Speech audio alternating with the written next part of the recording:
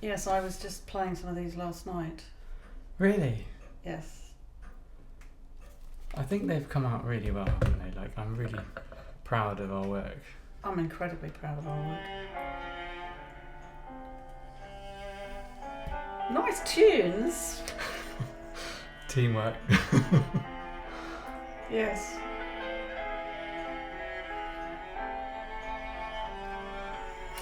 It's actually music, isn't it? Yes. Which is what we were hoping for. It really is, and it's very much like what's his name, Adam Cast. You know, it's got that kind of. Your playing is beautiful. Well, Absolutely beautiful. thank you. It was very nice for me to do actually, because you don't get any more secure about this as you get older.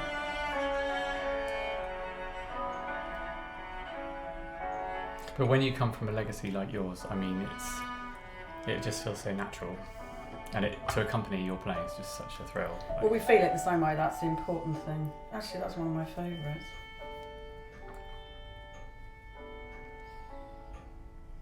You played them to Annie. What does she think? She absolutely loved them. Oh, that's really nice. And she's my harshest critic.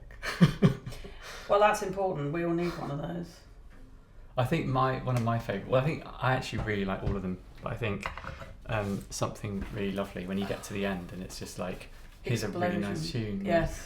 No. That little clip that we did with that bit at the end. That's really Well, it's made me feel very sort of passionate about those pieces. Yes. And then, by the way, you have to do your scales, like, because that's always the challenge, isn't it? As a learner, remember.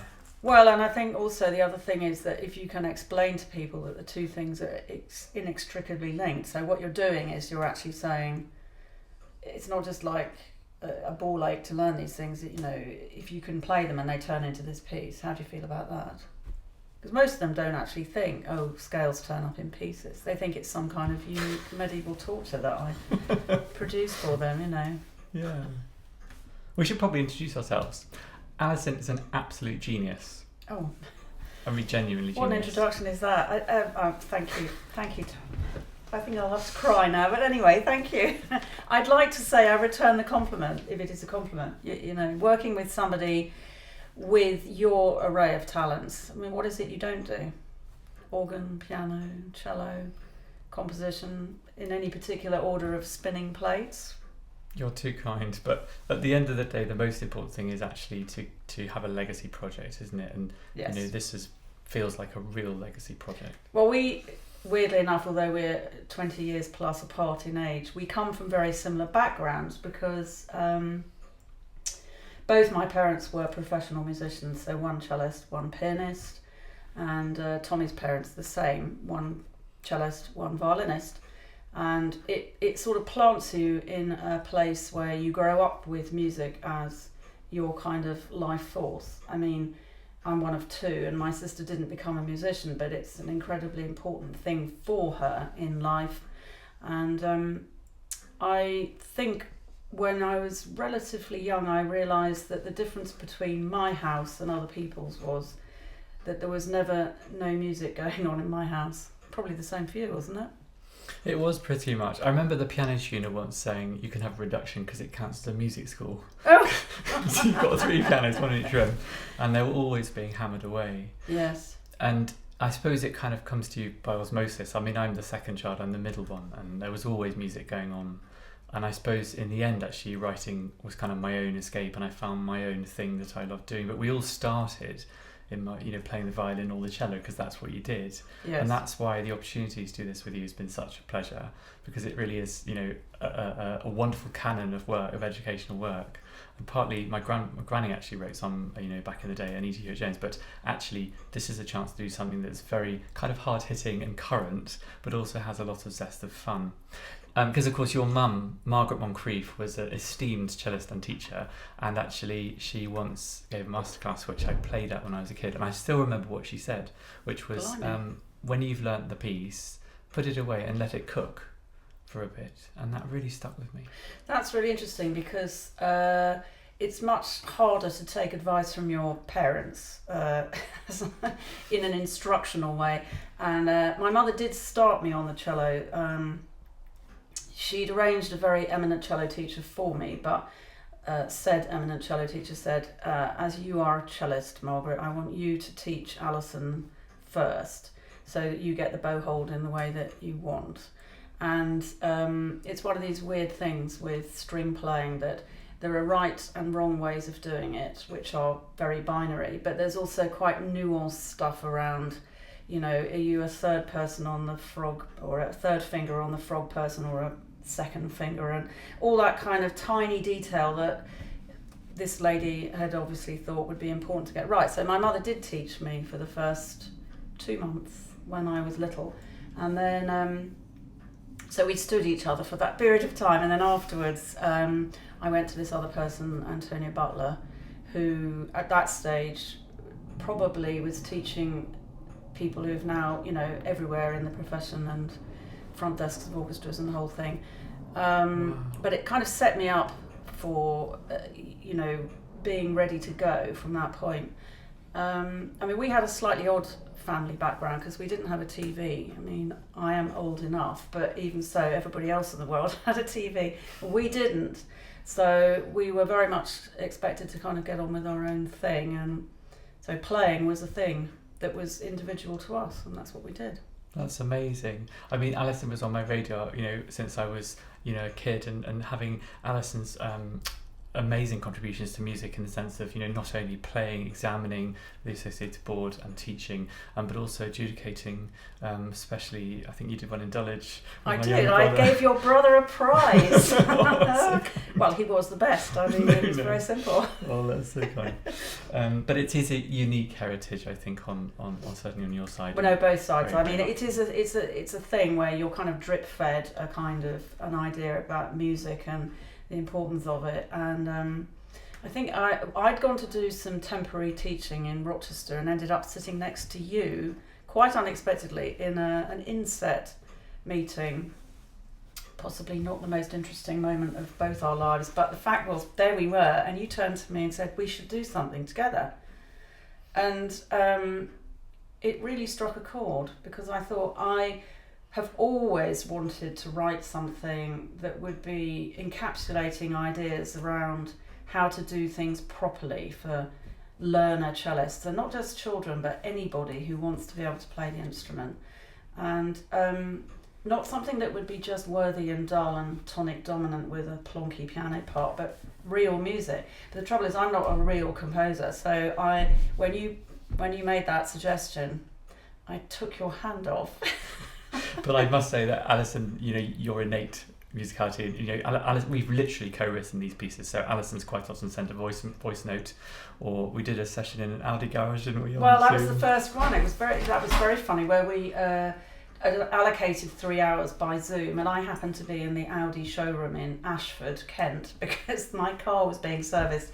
I had 3 hours to spare, so it was an early version of Vorsprung durch Technik. Technique.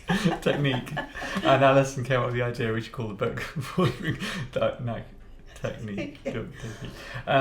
So yeah, when you've got a legacy like that, you've got to sort of notate it. And of course, we all learned with Adam Cass and all the old, you know, teaching books, which were beautifully crafted. And I guess there's so much when you've got a legacy like yours that isn't actually published. There's probably, yes. I don't know, are there pages of your mum's notes as well as your Yes, lots of stuff that my mum wrote, sort of endless exercises and stuff that she'd worked out over 50 years, really.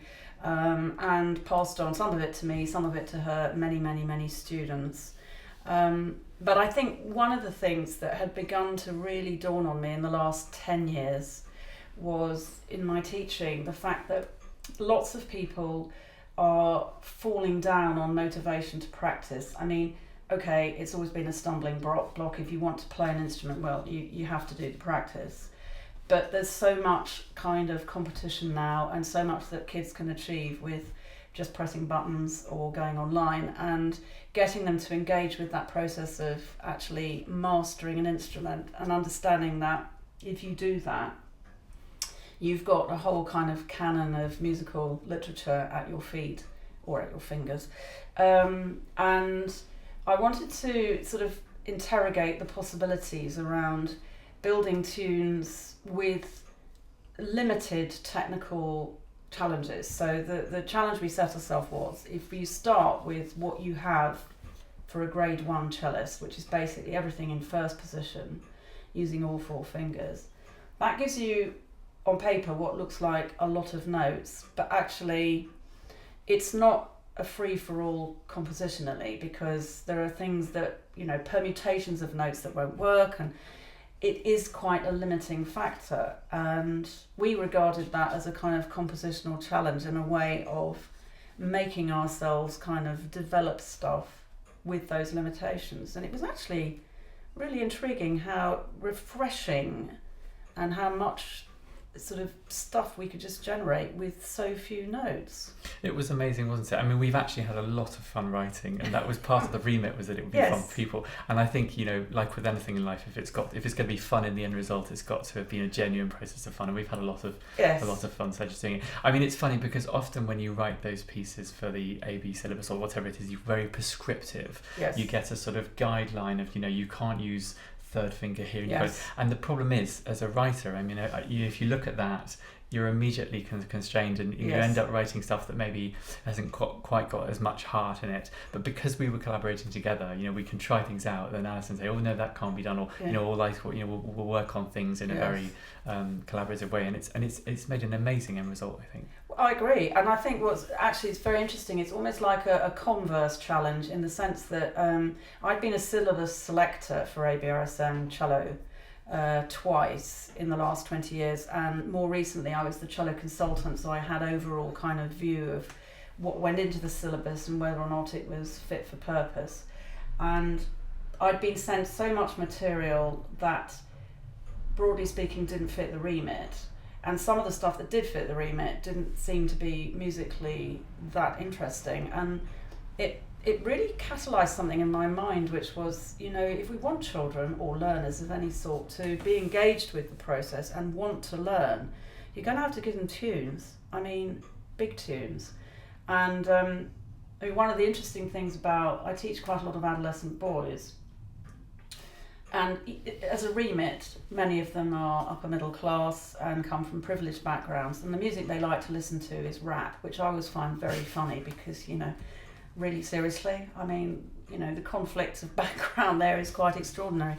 But, that's what they want. And I'm not saying we got into rap, although perhaps we should interrogate that as well.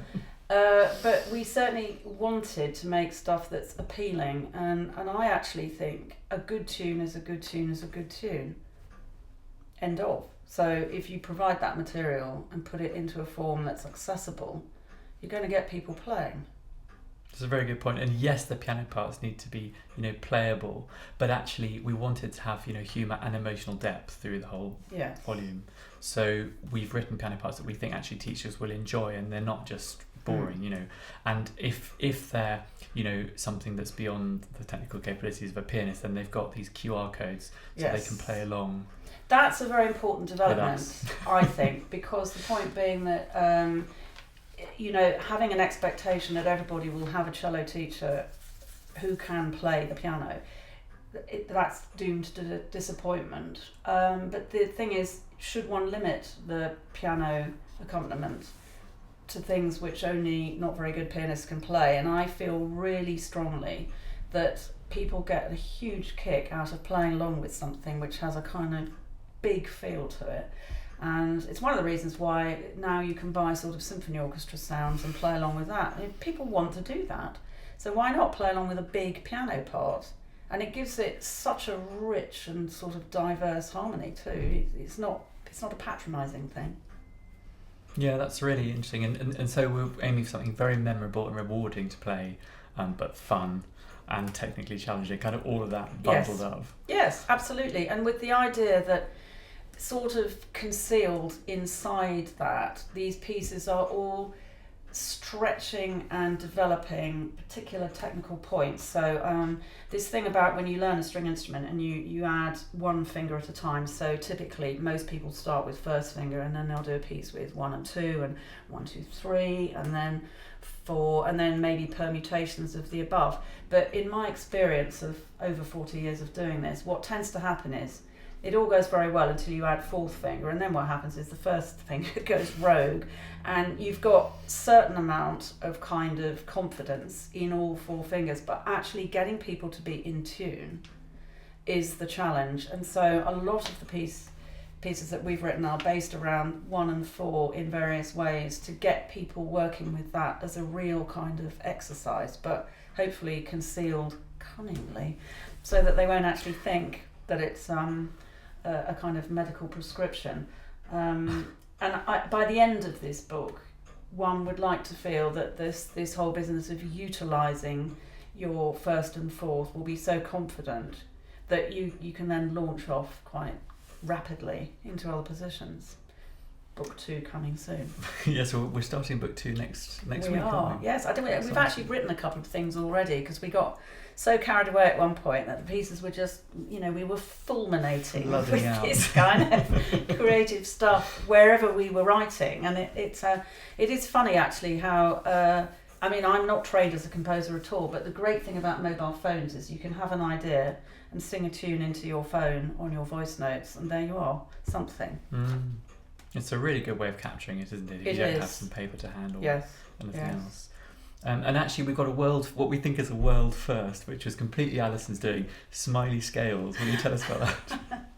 Well, one of the things which is very difficult to do as a teacher is to get your pupils to practice scales, because they regard scales as, well, it's twofold really. One is people have incredible difficulty in seeing them as an integral part of music, and secondly they just regard them as very boring, and the idea that you're inflicting this on them is a bit like suggesting medieval torture. And so I wanted to try and find a way to get kids to understand, or learners generally to understand, that every piece is written around something to do with scales or arpeggios, or that's a very common element within most pieces. And so I thought if we took all the technical requirements for grade 1 ABRSM, which would be G major 1 octave, D major 1 octave, C major 2 octaves, A minor 1 octave. And we wrote a piece that basically had those things in, but with a really kind of upbeat and bouncy accompaniment. It became a piece of music. And actually it was almost the best fun we had was writing that. Because, there was funny things that I had never really thought about, which was so obvious when you start to think about it. Scales are, obviously 2/4 or 4/4, and then arpeggios are 3/4. So you've got an immediate way of teaching people how to change meter mid-piece. So we go from a sort of crazy dotted rhythmic scales thing into a kind of waltzy arpeggio thing. And we all know that scales can be a bit mundane, so it's kind of deliberately a bit sort of yes. And then suddenly you get the Sati gymnopty. Yes. Exactly. And the thing is, I tried this out on a lot of my pupils without telling them really what it was. And what was fascinating was some of these people are at post-diploma level, and they found it really difficult to kind of get into it, first of all, because they'd never experienced something that had those sort of changes of rhythm. And when I said to them, but this is grade 1, they were all completely flummoxed and actually really kind of got it at that point. And I think that's the thing, which is that how you present something makes such a difference. And to that end, we commissioned the wonderful Rosie Brooks to do illustrations for this. We're such a fan. Yes, no, she's like an equivalent of, we think probably better actually than Quentin Letts and Quinta Blake, Edward Ardisoni. Ardisoni was your reference. Yeah, I think it's Edward Ardisoni that is just such a characterful children's book illustrator. And Rosie's come up with some images which are truly wonderful. They're so beautiful and childlike, and kind of, they're also knowing. They sort of they see life, from a zoomed in lens, but also from that they're just beautiful. Yes, beautiful. Yes. It's like being a fly on a wall actually, because you can imagine the rest of the family from which that image is taken. It's somehow, she's very good at inference. It's very clever stuff. And this book is kind of in memory of Perry, isn't it? Yes, my dear late partner Perry Montague Mason, who was a wonderful violinist and died very sadly in January. And the thing about Perry was that he was an example of somebody that had a violin put in his hand at primary school when he was, I think, about 8 or 9. And from that, and that was provided by a local authority, Inner London Education Authority, which of course doesn't exist anymore. And in those days you got free tuition and a free instrument. And Perry's background, there was music a bit on his dad's side, but there wouldn't have been that opportunity, I don't think, had this violin not been provided by Ilya. And he became one of the most eminent concertmasters in London and led for composers like Hans Zimmer and Harry Gregson Williams. And his breadth of experience was huge. Played with a lot of the big groups like Oasis and so on and so on. But my point really is that we're now in such challenging times with music education, and the tragedy is, do we find people like Perry anymore, or are they just sort of disappearing through the cracks? I don't know. But I wanted to mark. Well, actually, it was your suggestion. You very sweetly suggested. Rosie's going to draw him, isn't she? I think, and making it a memorial to him. And I think, in a way, it's celebrating the fact that he came from the possibilities that were available to him in those days, and which don't, frankly, exist anymore. And it's a shame because my mum actually started teaching music through the Ilya. She was a scientist, and then she changed music when she met my dad, fell in love with my dad and music. But Sheila Nelson's sort of teaching practice, which I think was part of... That was Tower Hamlets. It was terribly, terribly famous. I mean, Sheila Nelson was arguably one of the finest examples of a real Pied Piper teacher, but she set up that scheme in Tower Hamlets for kids who would otherwise never have had that opportunity. And weirdly enough, actually, I had my first teaching experience for Ilya. Did you? Yes, I was 19 and I was in my second or third year at the Royal Academy of Music, and someone said they need a cello teacher at Charles Edward Brooks School in Camberwell, 3 hours a week. And I said, what do you have to do to get the job? And someone said, all you have to do is get a chest x-ray. So I went along to some terrible kind of caravan in Richmond, got my chest x-ray, it seemed to be fine. Nobody ever asked me whether I could teach, but the point was I went along and was presented with, I think I had to do 6 groups of 6 kids, each in a slot of 20 minutes. And I mean, I could barely tune enough cellos in that time. But if I know anything about teaching, I learnt it in that place. That's amazing. It was quite extraordinary, actually. I mean, this is one sadness. This is why, I don't particularly like the over-promotion of the Youth Orchestra of Venezuela, etc., etc., partly because it's linked to fascism, but also because we had that. Like, it wasn't unique to them. We had a wonderful music in schools, Ilya thing, which got axed. Yes, and it's like everything, it takes 50 years to build something up like that, and then it takes about 5 minutes for it to be completely destroyed.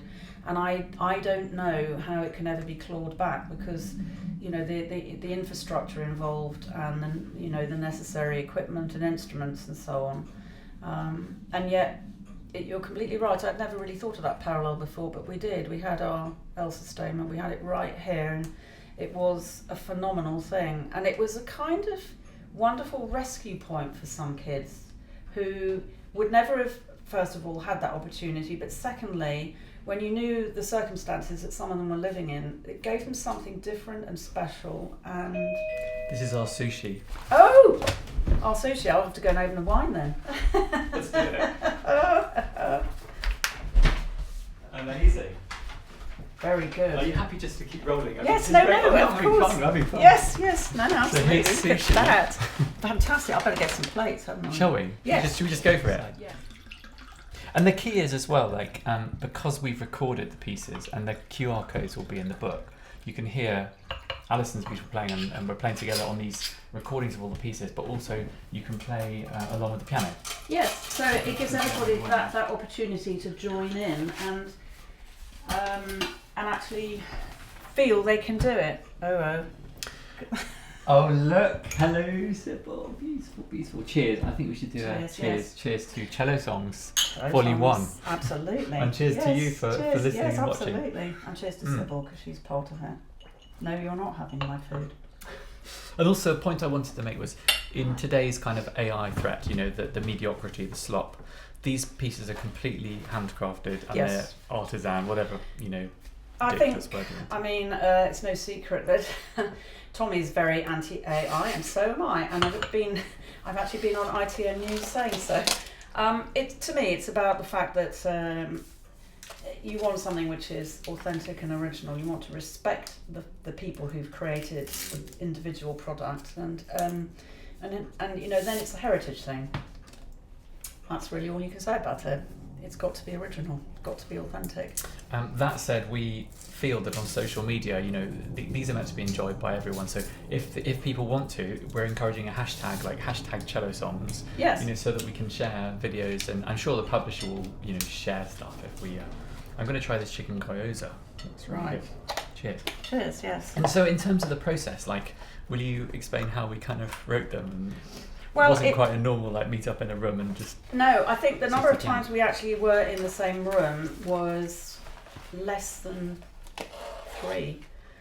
I really do. So after the Audi experience, we did a number of Zoom things from home to home, as it were, and then I got into a habit of, I would capture a thought, sometimes in traffic actually. I'd be sitting there thinking, I could hear a tune buzzing around in my head, so I would think of it and then put it into a voice note, and then we'd build from there. And I mean, the Smiley Scales was the best example of that, which was that we had the material because it was obviously gifted to us by the scales themselves, but it was about how to make something happen, which made it sound like an event, What's the one that goes da da da da da da da da da da, that one? Is that that one? That's not Lunch Break, is it? No. Oh God, I'm gonna get my phone whichever out. one that is. Yes. You sent me a voice note because I found it. I was in the van listening to. Occasionally, I listen to voice notes because they're ideas, and you might pick up on something. And that came up, and it was you. I think Alison had been teaching, or yeah, I was. That one I think was a traffic jam one, and that was a very much a first and fourth fingers thing. I just thought, what can I do to stop all these out of tune fourth fingers? I mean, it's like this constant quest for intonation. I mean, it's an absolute fact of life as a string player that you have to play in tune, and it's really difficult, and I'm going to be absolutely shot down by all my other instrument friends, friends of other instruments, who will disagree, but I have to say I think playing a string instrument is the most difficult group of instruments for that reason, because you've got to make your own notes and the infinite numbers of ways in which you can be out of tune, from big to very small. I've never heard of it like that actually. It's very interesting, make your own notes, because I was just thinking about it now as you say that, if your instrument by default doesn't have a position. No, it's just a lump of wood with 4 strings on it. I mean, it's an incredibly primitive thing. And when you're teaching early learners, whether they're adults or children, actually getting them to put a finger down and hold it at the same time as moving a bow is, a triumph of magnificent proportions. Not to say other instruments aren't difficult, but when you play a piano, you find the note and you or on a bassoon. And there's a visual thing with the piano. I mean, there it is in front of you. Now, I spend a lot of time saying to my kids, please don't look at your left hand. The minute you do that, you turn around and everything collapses. Your entire setup goes. And from the postural point of view, there's this whole thing about, you've got to have your left elbow up, and you've got to have, teaching a good bowing arm is really difficult. So you're doing all of that within the context of teaching some beginner pieces, and hopefully not losing their interest and enthusiasm once they realise how hard it is. But the idea of playing in tune is something that never goes away, and I fight for that very hard. I mean, some people do put stickers on their pupils' cellos, I have to say. What, dots and things? Whoa, big fat, fret-like things. I've seen everything, I tell you. And of course, there's so many things wrong with that. One of which is that then they don't use their ears. But secondly, when the glue starts to get hot or whatever, the things move, and then you get utter chaos and carnage. Well, okay, so I'm not really a teacher, but I did a term of cello teaching at the prep in Dulwich for my mum, because they needed to find someone for a term. This was a few years ago now, before we moved to Rochester, and now we're moving back. But and this kid was given a new cello, so I hired a new cello from the school, and it was procedural, and I said, can you write your name on it, meaning write your name on the case on the anyway, he came by next week and he'd written his name on the cello.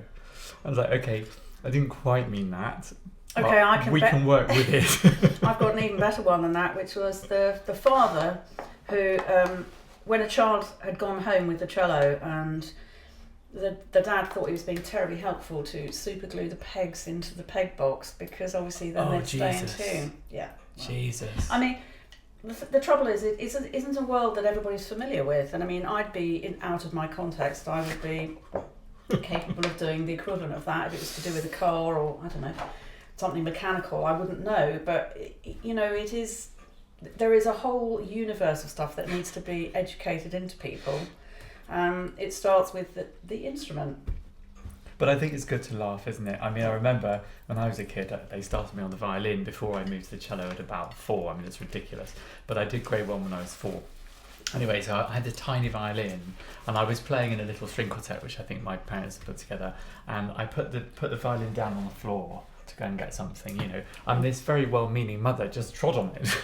So this little violin, literally like about 50 pieces of wood, all over the floor. And my wonderful mother, as she was, she decided she was going to glue it back. So I would have sorry, let's just ditch that one. But she actually, you violin time. So somewhere there is a violin. I think it's my parents' house, which is literally 50 pieces of wood glued together. I don't know who did it or whatever. I mean, unfortunately, it's a very common occurrence, and people don't always understand that the instrument itself needs love and care. And actually, funny enough, I remember from that early experience in my earlier teaching, there was one mother who wouldn't have the cello in the house because it looked untidy.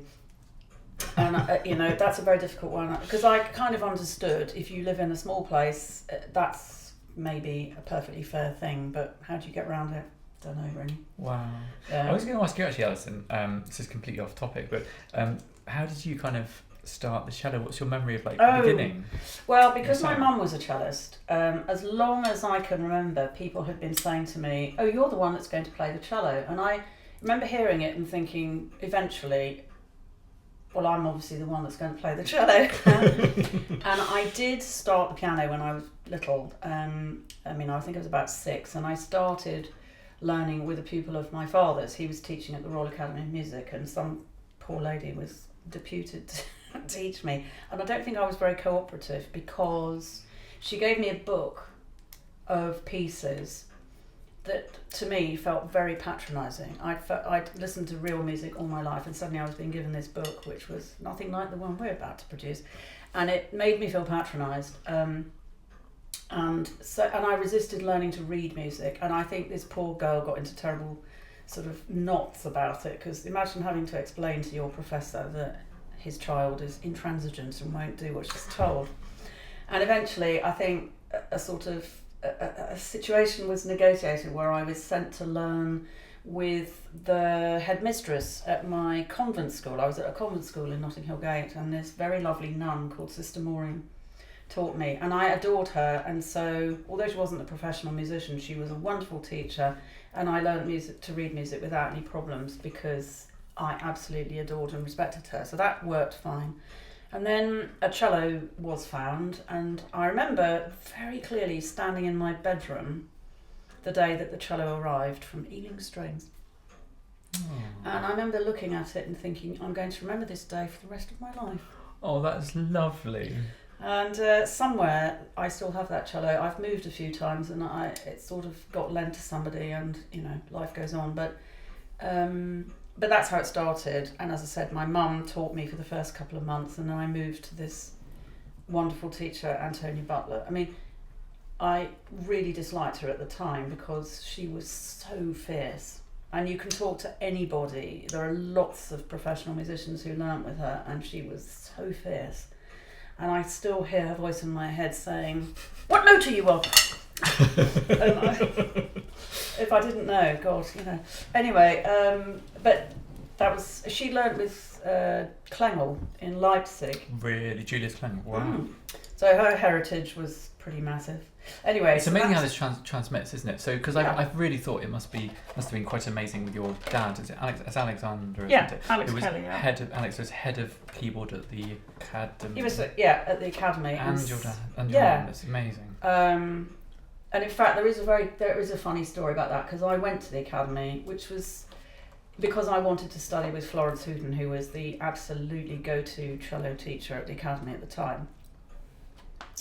But I think if you go as a student to study in the institution where your father is a professor, and you have to live at home because you don't get a grant to live away from home, I think that probably has limiting factors. Anyway. And you had the most wonderful reference from Florence Hooton, didn't you? I did. I'll get that out in a minute. Actually, it's so funny. But the almost the funniest story was that I started as a double first study, piano with cello, or cello with piano. And my father wanted me to learn with him, and the academy obviously thought that was really inappropriate. I mean, they kind of thought, how peculiar and slightly sort of creepy. We don't think so.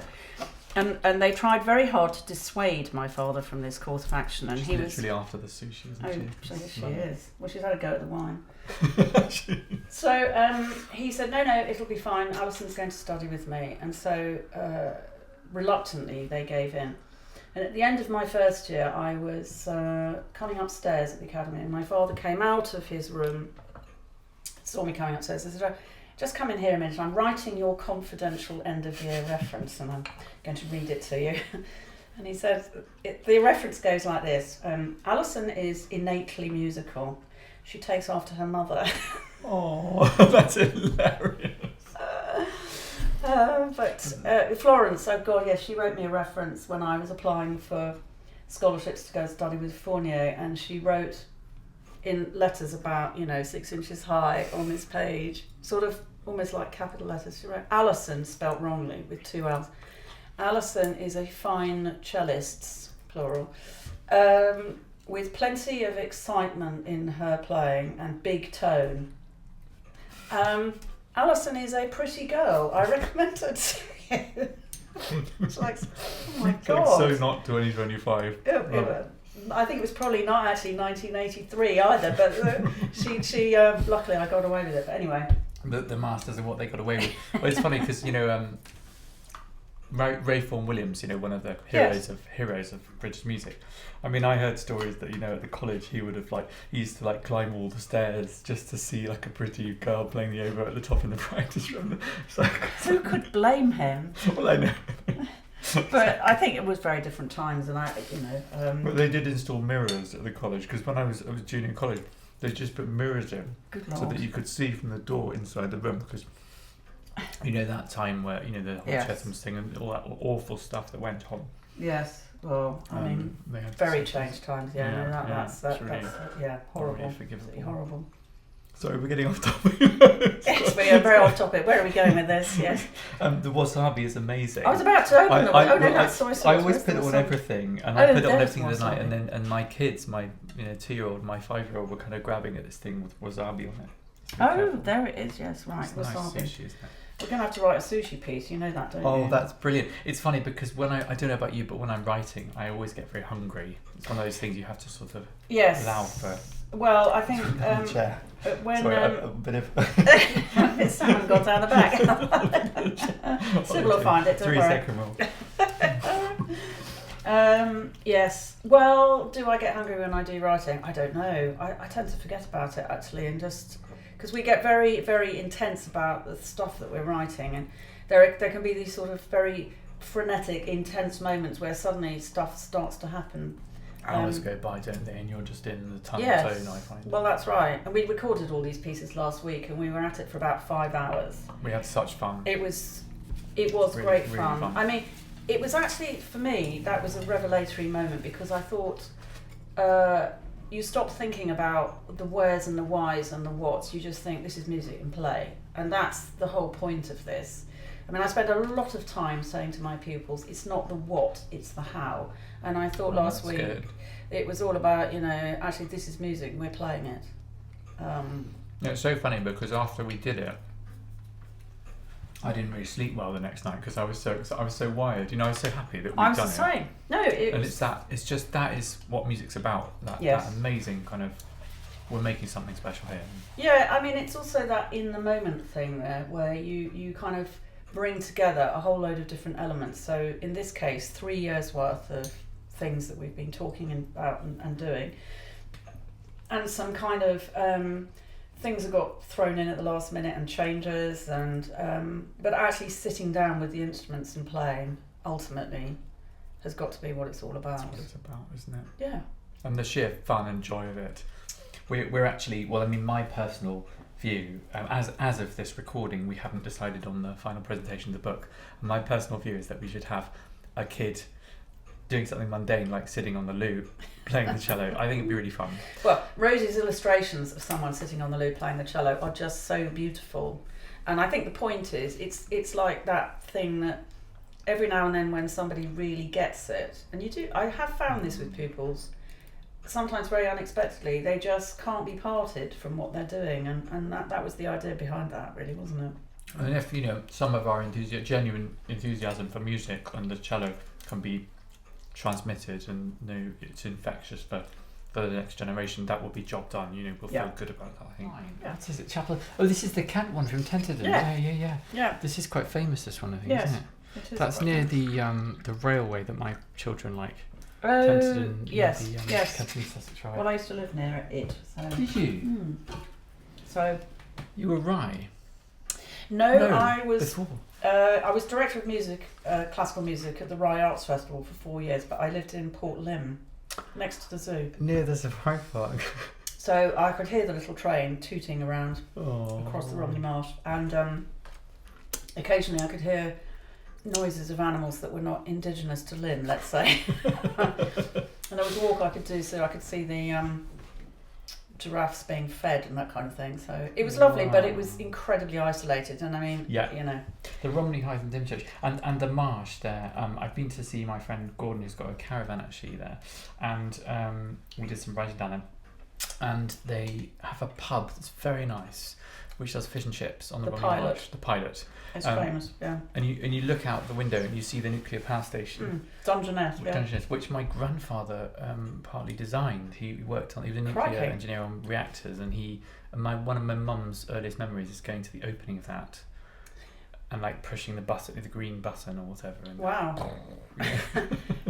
Close to what might be happening here too, if we're not careful. It's interesting because the Dungeness thing is the person who's really associated with that is Derek Jarman, film director, and his house is now a sort. I think Tilda Swinton arranged some big fundraising thing, and it's now a kind of artistic residence. Really? Yeah, and I used to drive there to just look at his garden. He had this incredibly beautiful scree garden that he developed.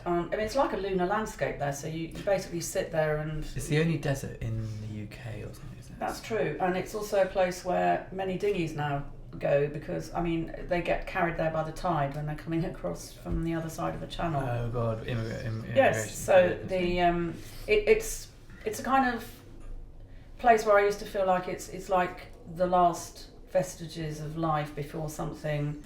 if you go in midwinter, we should go there and write a piece about that, actually, because I tell you, I think it's incredibly atmospheric. Well, I think they doled out iodine tablets to everyone around there, haven't they, apparently? So God, yes. There is also a link with Noel Coward. I was listening to my friend Dom King's podcast this morning. He's BBC Radio Kent chap. Lovely, lovely guy. And actually, moving out of Kent, he's one of the people I'll miss because he's a great presenter, and he runs quite good cultural stuff on his shows, but he's done a whole podcast about Romney Marsh, and he went to Noel Coward's old house. It seems that Noel Coward lives in every house in Kent, because I was in St Margaret's Bay the other day, and that was Noel Coward's old house. And Julian Clary had one of Noel Coward's houses, I think. Really? Yeah, and E. Nesbitt children's writer. She had a house in... As in the Railway Children? Yes, exactly so. There's a beautiful house in St Mary. Oh, is it called St... Oh, God. St Mary on the Marsh. I think that's what they were talking about. Yep, yeah. And it's a place where you can do a little church trawl. There's some amazing and beautiful churches. There's one that's right in the middle of fields, which is and has a congregation of one. Oh, probably on a good day, yes. But it's like being suddenly in somewhere in Norway or something. I mean, it's just extraordinary. And this church, the design of it is very unusual and different. And do you remember that Monty Python? Pining for the fjords. It's very similar to that. You have to get the key from some remote house, and then you walk across many dikes of a bridge sort together, but it's once you're in, it's incredibly beautiful, but very flat and windswept, and so great to go and visit. But I was there for 8 years, and lockdown happened, and I thought I'd lose my mind actually. It's funny, isn't it, how times change, and something like lockdown dramatically changes how a city operates and how the entire southwest of England operates. And I think it's a little bit like talking about compositional restrictions that either kill or cure. I mean, I had this theory that with us only having those notes to work with meant that it forced something out of it, which was things happened, creative flatus happened. And I think lockdown was a bit like that in some ways. If you were lucky enough to be living somewhere reasonable, being enforced into that environment for a period of time could actually produce some positive results. But I think if you were living in miserable circumstances and had awful things around you and possibly awful people, I cannot imagine how you could survive it, really. And we're still feeling the effects of that, I think. We really are, aren't we? Even I've got 2 young kids, and one of them was born in lockdown. And in fact, I actually married Annie 2 or 3 days before lockdown because we were together, we were about to have a child, and I thought, do you know what? We're never going to have a chance to do this in case, we really are locking down for 5 years. We have no chance to have a proper wedding, so we just did it. And, and it does reflect in the child a bit, like Elliot, he's just learning to kind of relax in all situations, and he's slightly nervous, and you think actually that's normal. Like the stuff they never got to go out. Like I remember the lady coming around to weigh the baby, and she couldn't come in the house because it was locked down, so she chucked the scales in through the window and said, can you weigh your own baby and give it back to me? That was the checkup. It was just the times we were in.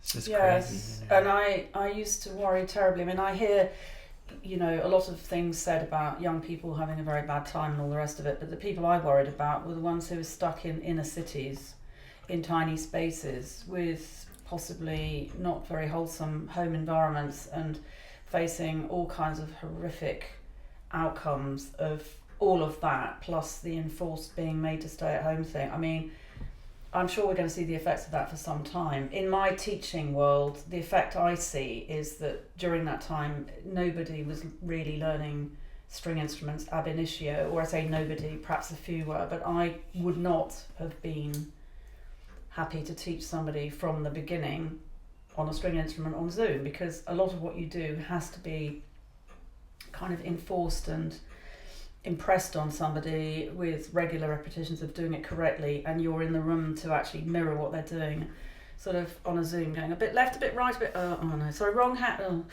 hopeless. I don't see how you could do it. It's interesting. So I have a theory that with early string teaching, it's that calmness of the teaching, calm repetition, and learning to do things in a way that are correct. In a sense, they're done in a correct way that will not create bad habits, but also lets them ultimately unlock themselves and make music. But you've got to have that. I think, from my understanding, you've got to have that repetition. Get things right, You have to, and it's actually an increasingly challenging thing, because I mean, I don't teach in groups, and that's because since the early days of Ilya, when I had to, I saw it as a complication where you would have inevitably one person who was going to get much further ahead much more quickly, who would then be held back by possibly people who were not so able. And I know that's a very big educational argument, and I'm not getting into the politics of that. I'm just perhaps lucky enough that I do teach one-to-one, and I know that's where I'm playing to my own strengths as well as possibly the pupils. But the fact is that a lot of what you do I mean, I used to put the hand of the child on the bow and move their fingers around and so forth. And if you do that now, you're taking a risk. You have to ask permission. I generally ask the parents of young kids to come and sit in. Oh, that's good. Because I'd rather that, anything I do with very young children is actually kind of in a witnessed space.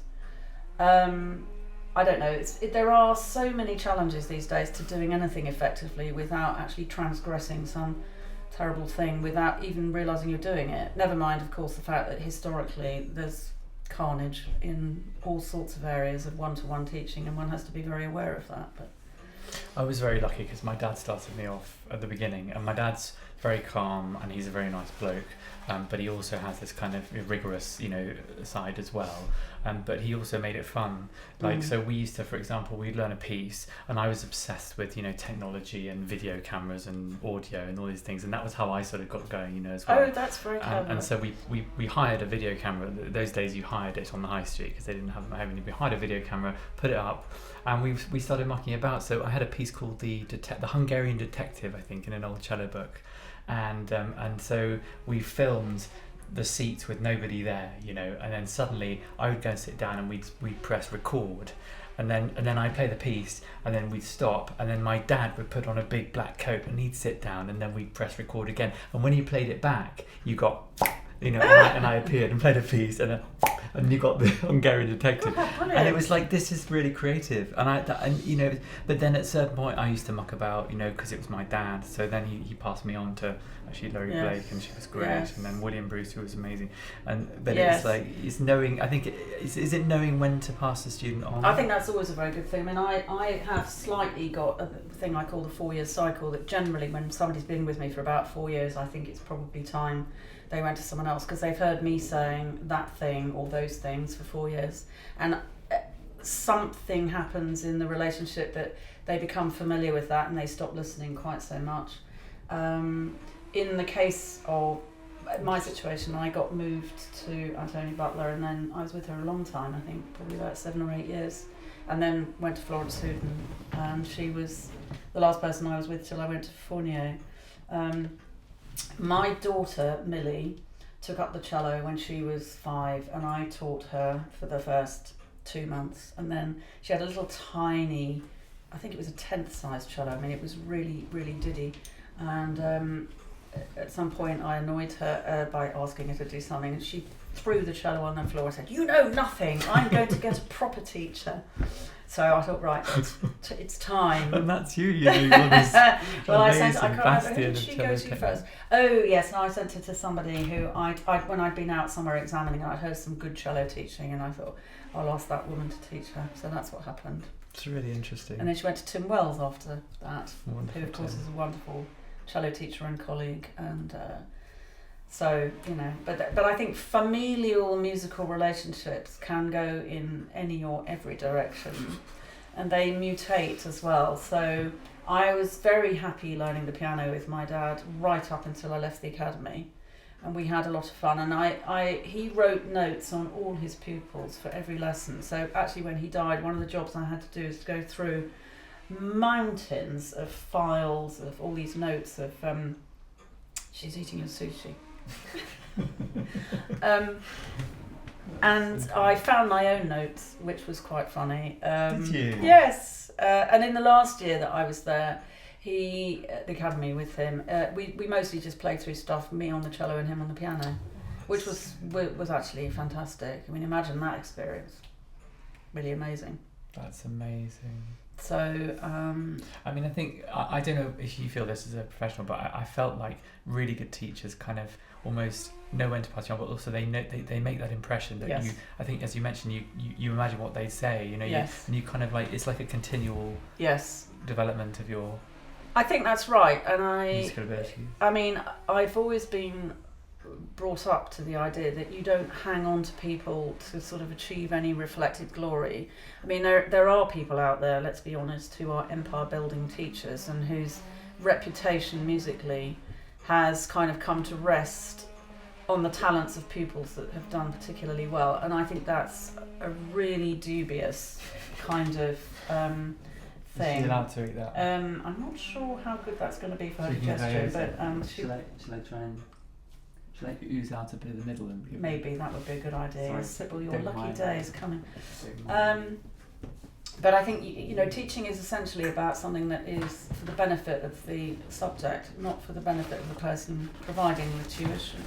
And that is something which I have seen rather too much of. And I, for example, both my parents were very, very militant about that. You don't take people on to teach them to become successful so that you then have vicarious a reflected glory. Yeah, vicarious success.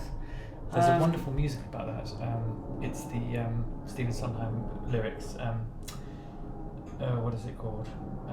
It's Gypsy, and Mama Rose, the mum, is basically living through the child, and the whole thing goes through. It's very dark actually, and at the end, she suddenly gets her moment, and it's like it's quite sad.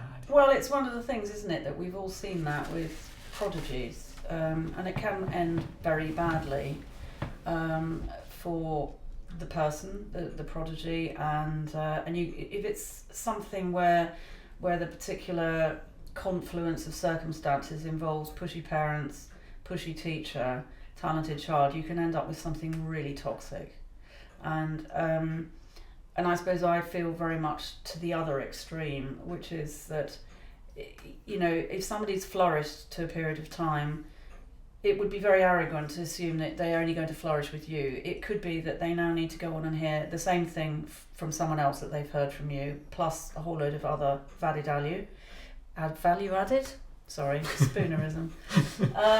There's all that to go, but also that people need refreshing, and they get different levels of inspiration from different people. They do. I mean, I'm very open, but I had a massive breakdown when I was 17, and it was the best thing that ever happened to me, because I found my diaries from in the months and weeks leading up to that, and it was just like black.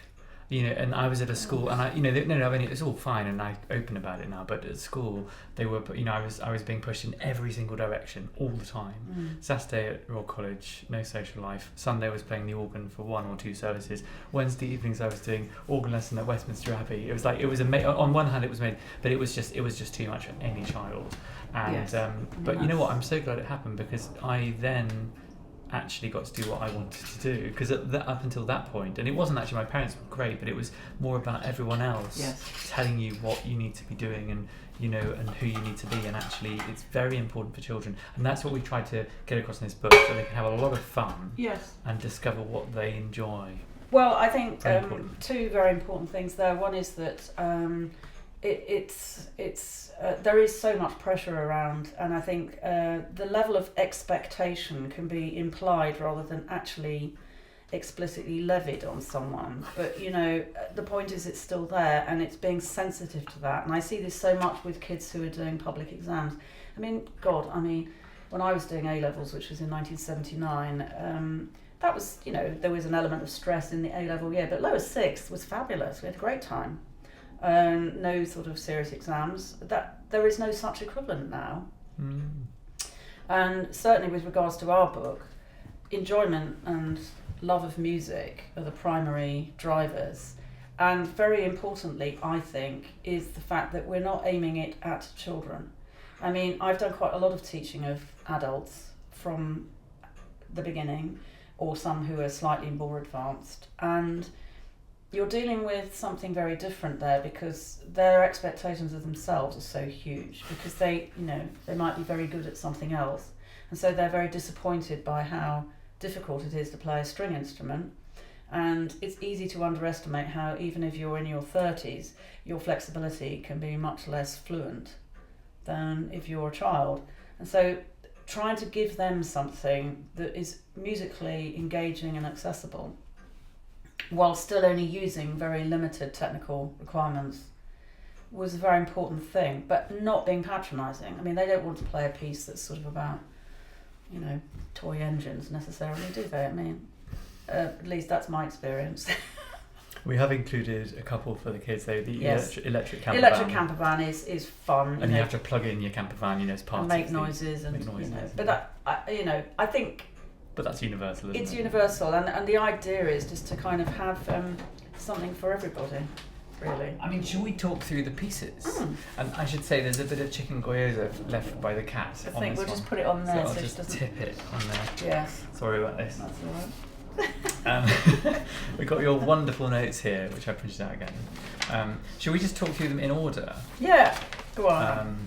So Wistful Waltz. Yes. I think we said homage to Adam Cars. Actually, can I just say one thing, which is that one of my first memories, I should have mentioned this, was my parents used to take us to the Horniman Museum in Forest Hill, which is still a brilliant museum, and it has the Cars collection of musical instruments. So the music gallery. Yes. He was a collector, an avid collector of musical instruments of all types, the most bizarre crumb horns and even Asian instruments. I mean, who knows where they come from? It's slightly imperial in a way, but the wonderful collection, including the Boozy and Hawks collection, which is kind of merged, a bit of the V&A connection. It's all kind of come together. Gosh. And in the Horniman Museum, Forest Hill, completely free to go. They're the most amazing gallery of instruments, and so it's kind of the Cars connection. And the Wistful Waltz was very much in that vein. Inspired by that, and importantly, he was published by Stainer and Bell, who are publishing us, and so there was an element of thinking. I loved those Cars tunes when I played them as a kid, and I loved teaching them. And the Merry Dance is one of them. Yes, there are some beautiful Cars pieces, which have stood the test of time wonderfully. I mean, they're in the syllabuses, still. And concealed within the sort of relatively easy technical demands is a challenge to be able to play musically and with beautiful phrasing and cantabile bowing and all that stuff. So actually that was kind of what we were looking at with Wistful Waltz. And also in a kind of trajectory, to start with the Adam Cars, which is where we come from. That's a sort of legacy collection already, and then we're pushing it forward a bit. So then we move on to we did call it Galliard, and then we realised that Galliard actually isn't in the 4. Yes. So we had to change it. Is it Gavotte? It's Gavotte, I think. Yes. And that's first and fourth, isn't it? I think. Very much so. And there's another big thing that I'm keen to get going with people early is string crossing. I mean, it's a very simple thing that if you're bowing and you're crossing strings like that, it's what I call steps and stairs. But if you're using your fingers from an early stage and you learn the technique of actually utilising fingers and wrists to get going. I mean, you do it early, you don't think twice about it. I remember William Bruce, my teacher, produced the Christopher Bunting book that had a sort of, you could move bow circles and things and do planes and do all sorts. Interestingly, I've got those on my music stand there. I've been practicing them. There's 2. There's the Velocity Studies by Christopher Bunting and the String Crossing Studies. One of them's dedicated to my mother, actually. How lovely. Because she collaborated with him. And Christopher's daughter, Philippa, was my syllabus leader at ABRSM for a bit. How lovely. Yeah. I mean, the poor man's version of that, which is what I had, was the windscreen wipers. Oh, yes. But I mean, that's all great. Anything which gets people to move their fingers. But, rather than just being on one string and sticking with it, get that bowing action moving. Wow. Get a bit of bowing action. Yeah. Then what else? The electric camper van. Yeah. We spoke about that. Yes. As well. Yes. And there are sort of themes to it. So you get on the road and then you have to charge up. Yeah. And then you're proud of your camper van at the end. I'm afraid a lot of these pieces, we've both got a good sense of humour, we think. Yes. Mine's a bit of a that one. But at the end we've got a lot of the to end it. Yes, lots of sort of glissandi in that one actually. Strictly speaking, not something you'd see in grade 1, but why not just have a bit of fun? Oh, that's really nice. What was next? I think it was Chill Out Calypso. Again, it's first and fourths, isn't it? And it's string crossings. Yes, I think that's the one you were talking about. Da, da, da, da, dee, da, that's the one that was a voice note. One of the ones you sang down the phone. How horrible! As you can tell, I cannot sing. But no, anyway, I can't either. It's great. And it's got sort of a sort of shape as well. We're trying to get the long phrases in, even though there are short notes. We've got long phrases. So the end of the piece goes and then down again. Yes, I mean, rather than we're trying to get some shape. Yes, try and get some range, I think. Some music. Yes. And then there was one that we called African Lament, and I can't remember the final title, I think it's just Lament. It's Lament. I think we're not allowed to give it anything allowed to give culturally leading, but no. But there's a wonderful quote by Mandela which you found about the beauty of African music is that it uplifts even as it tells a sad tale. You may be poor, you may have only a ramshackle house, you may have lost your job, but that song gives you hope. And that's really powerful, isn't it? Yes. That's really interesting. Somebody said to me the other day, now where did this quote come from? But it was something like, in life you need 4 things to be happy. A home, a job, food, and someone to love you. Aww. And I would add to that, you need music too. Yes. I thought you were going to say the Leonard Bernstein quote of like, you know, you need, what is it, a plan and not enough time. I thought you were going to say you need a home, not enough money. I think we can all have those as givens really, but yes, it's, funny. Make you work. That's brilliant. And then the lunch break. Yeah, I guess one of the things too that came to my head about all this was that there are fairly prescriptive rules around what's seen as acceptable for rhythmic calibration, grade by grade. And I started to think about this as being a limiting factor. I mean, we know that you can only use so many fingers in so many positions when you're only learning, but why can't you do a bit more with rhythm? So we did. It's really cool, and the actual cello part kind of soars, doesn't it, above the piano? Yes. And if the pianist isn't confident with a bam bam bam bam bam bam bam, but that's one of those rhythms that you feel it, don't you? Yes. You know, once you've sort of done it a few times, it just sort of, you know. It's actually a really good exercise in rhythm for even quite advanced people, because one of the things I did when we were writing this stuff was to take rough versions in to play through with pupils, and some of them were very advanced and really stumbled on that kind of rhythmic stuff, and that's one of the reasons why I thought, gosh, we're not doing enough to get people thinking in rhythms. I mean, even if you're doing rhythms on one note, actually it's making you think independently, so you're responsible for that and the piano's doing something different, but it's not unreasonable to be asked to do that. In fact, it's a necessity, isn't it?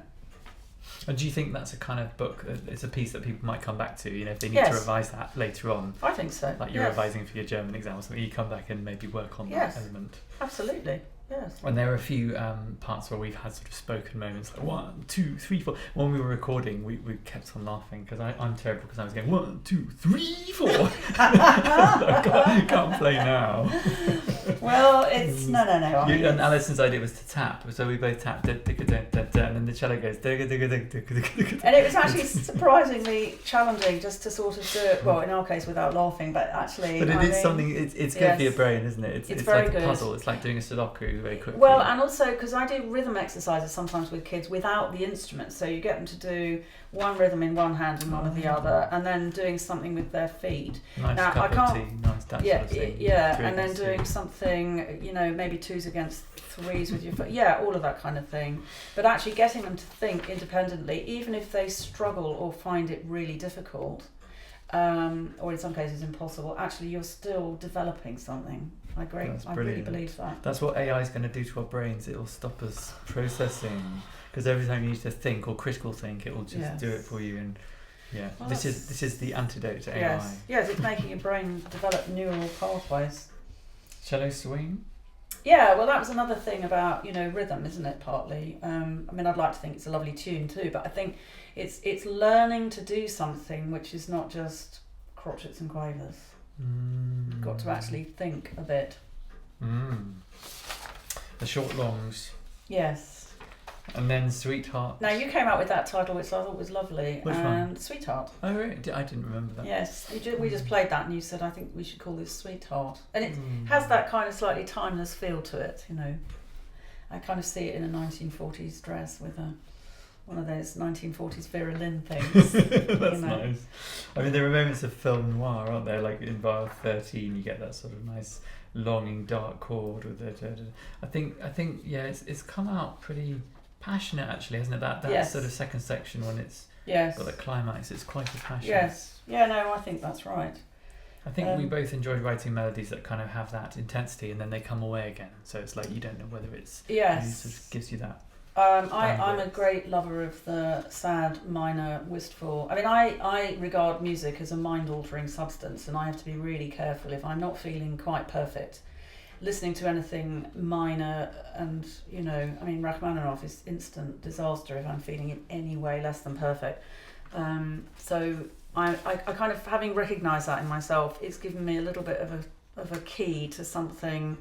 I mean, it sounds really obvious, but actually it's only when you acknowledge it that you realise it's there, I think. It's hugely powerful music, isn't it? God, I wake up every morning just in awe of the fact that we do this thing that has no completely extraordinary boundaries and no borders. And I mean, the other thing is that's so fascinating that even, I mean, this is slightly relevant, but I'm going to tell you this story anyway. When I lived not in this house, but in a house in Tunbridge, and I'd had a builder doing a garden wall for me, and he was there for an entire week. So I, at that time, had been practicing the Shostakovich cello sonata because I was doing the concerto, the sonata. So I was doing quite detailed practice every day. So he was doing quite detailed building every single day, and it was hot, so all the windows were open. And on the Friday, he came and knocked on the door, and I thought he was coming to be paid, which was fair enough. So I went to the door, and he said, "Alison, can I ask you a question?" I said, "Yes, of course." He said, "Well, so when you practice, you just play the same thing over and over again?" And I said, "Yes, that's right." He said, "And you do that just over and over again for a long time, and then a lot longer again?" And I said, "Yes, that's correct." And he said, "Have you ever thought of sticking it all together?"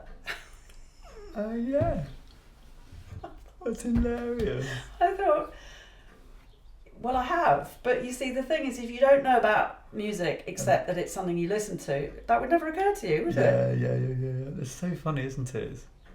Because I think of writing as you're elongating time, and you've got to completely break it up. Yes. And then put it into an order. It's like tiny little. Well, to me, it's like sort of beads that you make and then string them together on a necklace, and then you've got. That's really nice. But when people hear it the first time, yes, they've got to click with it. Yes. In my opinion, I mean, that's. I totally agree with you. Otherwise, you haven't done your job. No.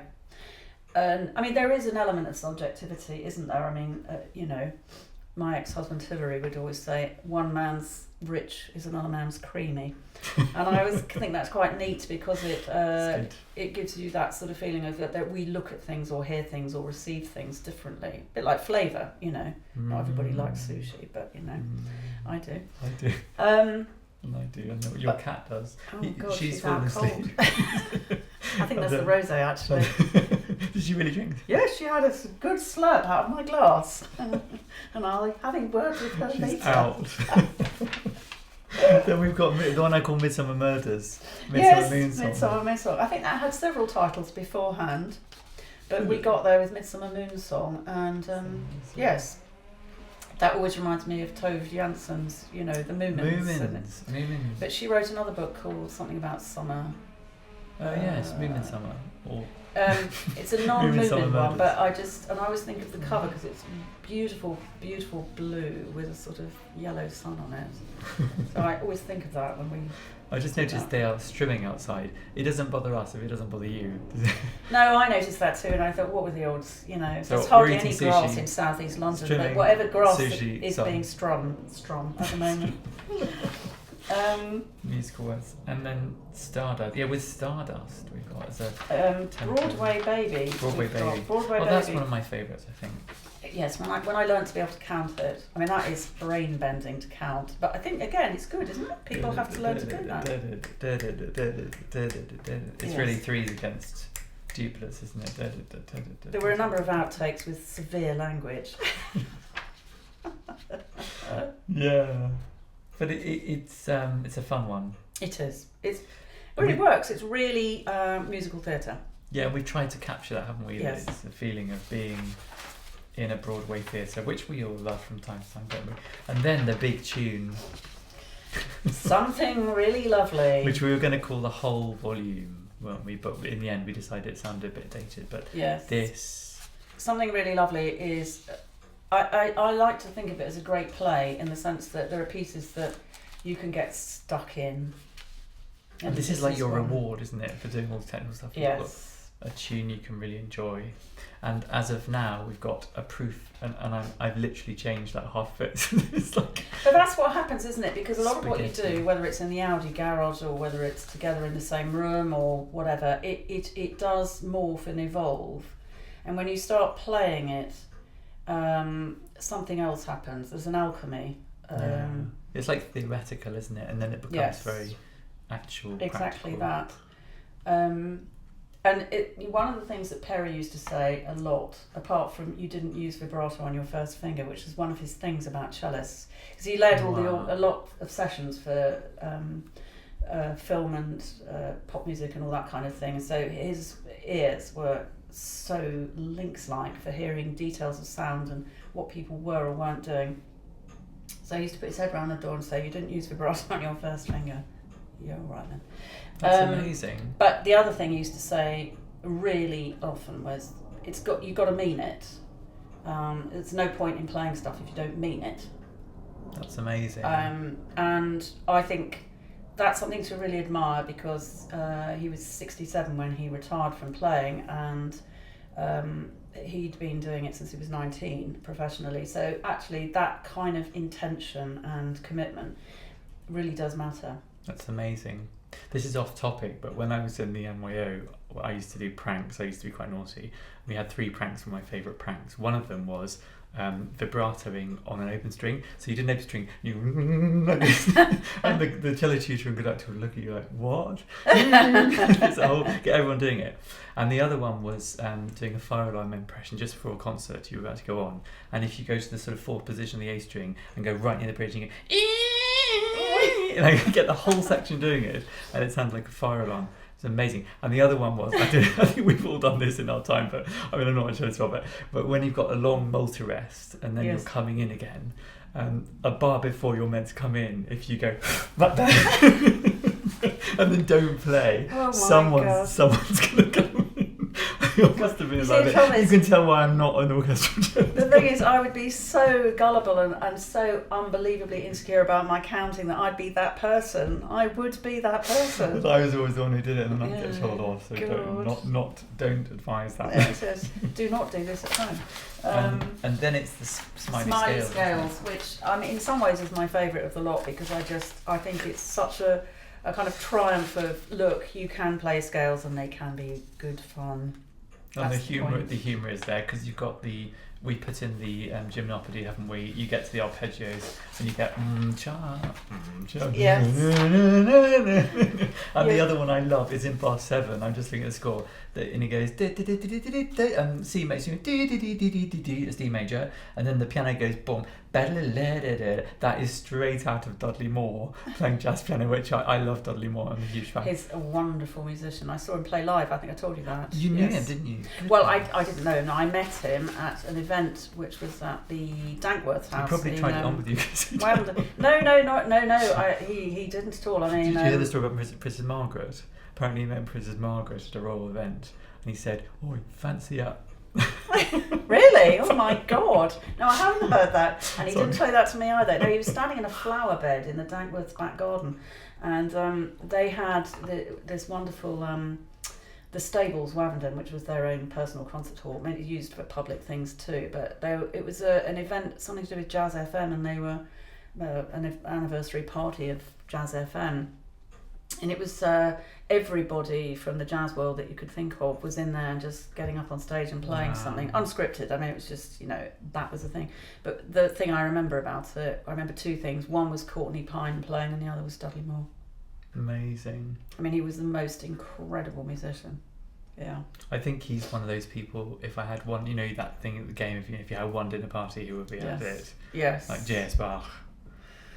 Yes, that's interesting. Dudley Gosh, Moore. I'd have a... Yes, Dudley Moore, yes. Well, I mean, and he just seemed effortlessly funny as well. That was the thing. I mean, obviously trouble, but, Who isn't in the world of creativity? That's the thing. I mean, and probably lots of people who are not in creative work as well. But I just think, in a way... In fact, I just noticed something which I do know about you, which is you're left-handed. I am. And I'm the majority... sinistra. Well... The majority of creative people that I know are all left-handed. I mean, I'm not actually. Isn't that interesting? It's so funny because there is definitely something about the brain being wired a little bit differently. I mean, I think about everything from the bass up. So everything comes from the harmony. Yes. And the melody just sort of sits on top. But most people obviously think the other way. And also, I'm a funny one because I really value a very stable home life and I'm a family man.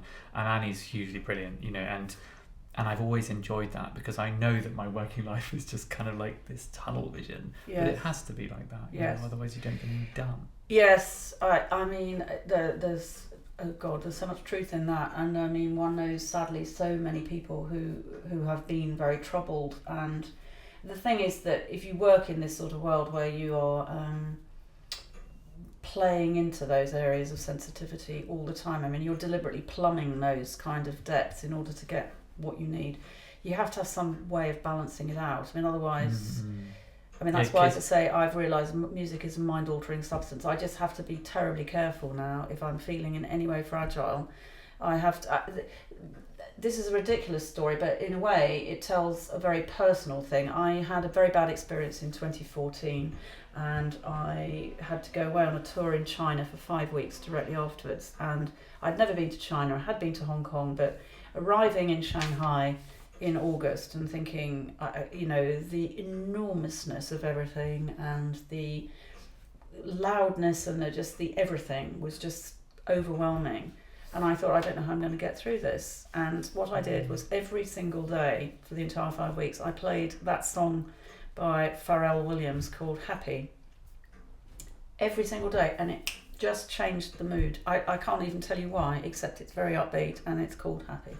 That's amazing. And I think that's what I really hope for in this, which was we've injected something kind of upbeatness. Absolutely. And I was just thinking that there was one quote from David Suchet, actually, the actor who played Poirot, that made an impression on me when I was maybe 10 years younger. And he said in a book that every time he came off stage in a theatre, obviously he'd been in character for the whole evening, and he'd come off and he'd make a point of looking in the mirror and going, I'm David Suchet, I'm 47 years old and I've got 3 children, blah, blah, and just kind of reset. Yes. And to an extent with composition, I find you go hours into this rabbit warren, you're right inside the minutiae of this emotional experience that you're creating, and you just kind of come out and you go, okay, so I'm going to go and spend time with my kids. And for me, the kids and the family is a great kind of neutralizer.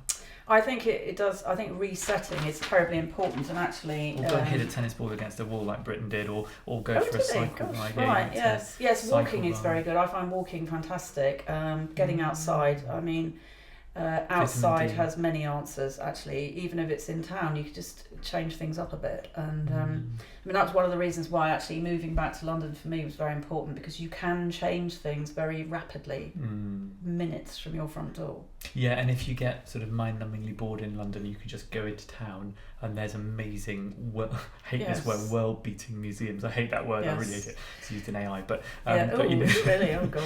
World-beating AI. And also, so kids, do your cello practice, but also have a break and hit a tennis ball against a wall. Have some mates, because that always helps. That's always a good thing. Dear Peter Hewitt, who you knew because he was amazing director of music at Royal College Shout Music. out to Peter Hewitt, wonderful man. And I used to do the cello assessments for him after my dear mother died, and he kindly brought me in as the sort of replacement. And one of the things I remember him saying to kids who came in for their assessments was, let's talk about your practice. How do you practice? And he used to say, don't just sit down and do an hour in a go, and just get up and walk around, or have a drink of water, or do something that's different. And it's such good advice. I mean, I felt like once I was in there, I had to remain chained to my chair until I'd completed the right number of hours, and actually it's terribly destructive. You need to do things.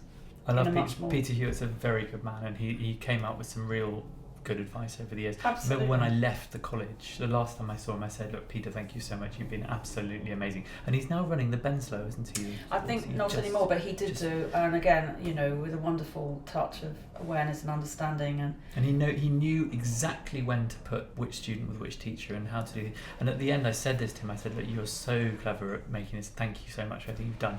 And he said to me, well done, you've done really well. And, he really helped me. He said, congratulations on everything you've done. And then he said to me a cryptic comment. He said, you're quite zany, aren't you? Like he said, you've got a slight zaniness, haven't you?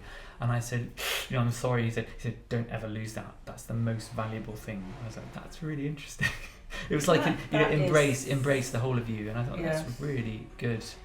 And that is really interesting, because I think that is the thing which, my father used to say to me that he used to say, just carry on doing whatever it is that you're doing, and you're going in the right direction, and don't worry if people aren't liking the way that you play a certain thing or have very kind of rigid views about it, because he said if you're making them uncomfortable, that's good, and being different is good. And he had very strong and slightly unprintable views about certain aspects of institutional life. I'm not going to go into it any further than that, but I'll just say he used to say, don't worry if there are things that are coming across as not approving. That's nothing to do with you and everything to do with them. It's amazing. I mean, I remember the late Ken Robinson's educational ideals saying that, education systems can actually educate out personality and creativity. And I think there's a lot of truth in that. I remember sitting in maths lessons at the age of 9 or 10 or whatever, or even younger at school, with a piece of manuscript paper under the desk. And thinking, look, I'm going to do that. Obviously, I need to do all that, but actually, this is the important bit that I know I want. I was lucky because I knew I wanted to write from a very young age, but because it was in my family. But to have that ability not to just shut it all off. Yes. I think it's important. Creativity is important, isn't it? Yes. Oh, it is vital, and I think. We were lucky that we had parents who could advocate for us in that situation. But it is difficult if certainly. Back in my generation, there was still this kind of quite severe prejudice against, doing anything in the performing arts. Professionally, that wouldn't have been seen as necessarily the right thing.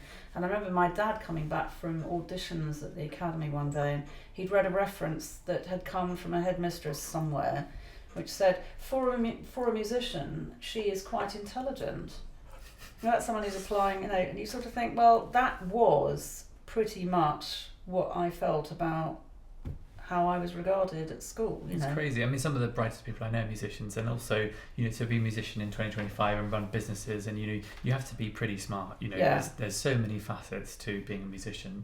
It's not that just bit of it. Actually, I feel the we're playing, slightly let down now by there needs to be a lot more of educating people to understand that they can't just turn up and play notes.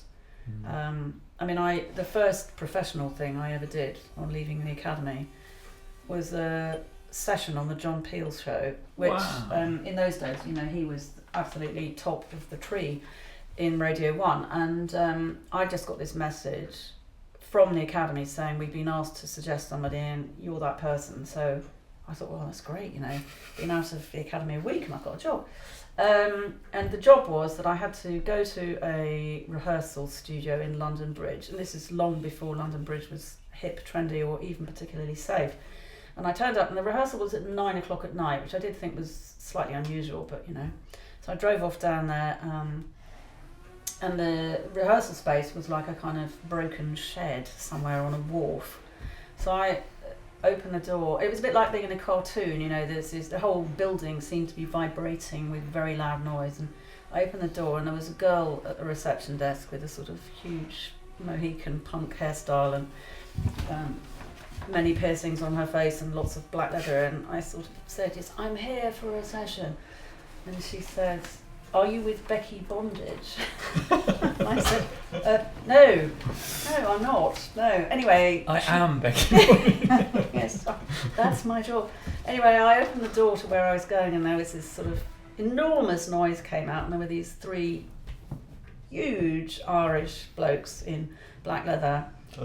And they were doing some sort of punky thing, and at that point I nearly turned tail and fled. I was so frightened, and they were terribly sweet actually. And I said, well, what do you want me to do? And they said, well, play.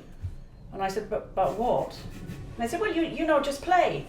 I was thinking, that's hilarious. And of course, inevitably it transpired that they couldn't read music, and I didn't I'd never experienced anything like just But play. you rose to it, you just did it.